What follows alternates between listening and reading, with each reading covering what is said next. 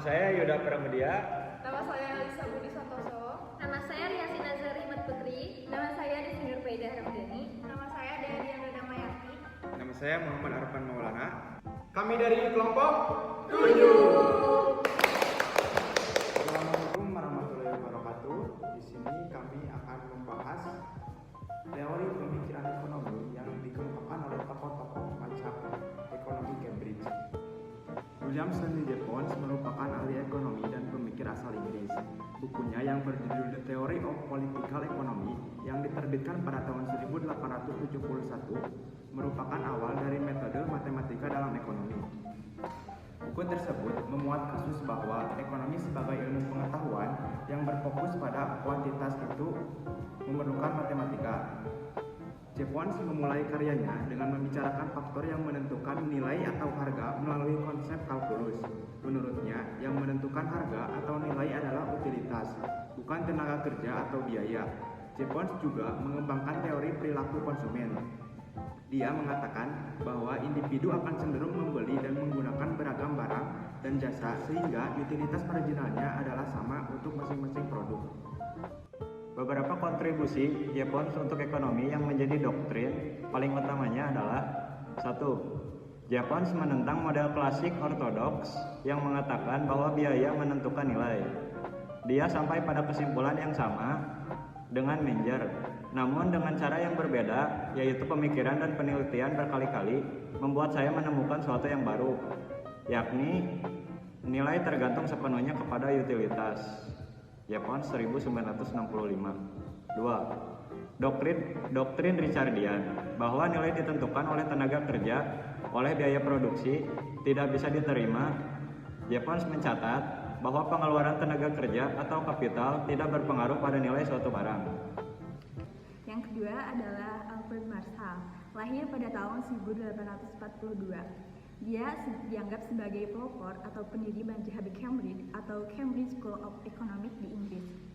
Ada beberapa karya utamanya. Yang pertama ada The Pure Theory of Foreign Trade tahun 1829, terus ada The Principle of Economics 1890, terus ada Industry and Trade pada tahun 1919 dan Money, terus ada Credit and Commerce pada tahun 1923. Dia dianggap berjasa dalam memperbarui asas dan konsultat pandangan-pandangan ekonomi pakar klasik dan neoklasik sebelumnya, di mana kaum klasik berpendapat bahwa yang menentukan harga itu adalah dari sisi penawaran, sedangkan neoklasik menentukan harganya dari sisi permintaan. Akan tetapi, Marshall menggabungkan kedua konsep tersebut sehingga ia menyimpulkan bahwa harga terbentuk sebagai integrasi dua kekuatan di pasar, yaitu penawaran dari pihak produsen dan permintaan dari pihak konsumen. Perbedaan lain antara Marshall dan kaum klasik adalah dalam metode penelitiannya. Kaum klasik lebih banyak menggunakan metode induktif, lain halnya dengan Marshall yang menggabungkan metode induktif dan deduktif agar terhindar dari kemiskinan dan kemelaratan itu. Pada tokoh ketiga, pada tahun 1908, kedudukan Marshall diganti oleh muridnya, yaitu Arthur Cecil Pigot pada tahun 1877 sampai 1959.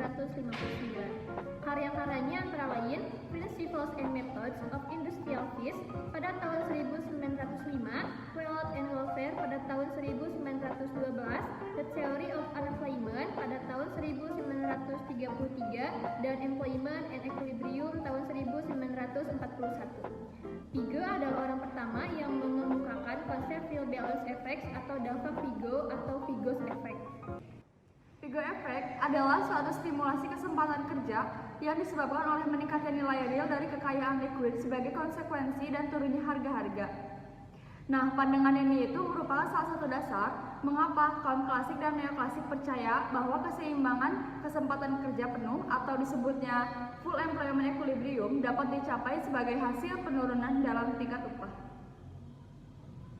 Sekian dari kami. Wassalamualaikum warahmatullahi wabarakatuh.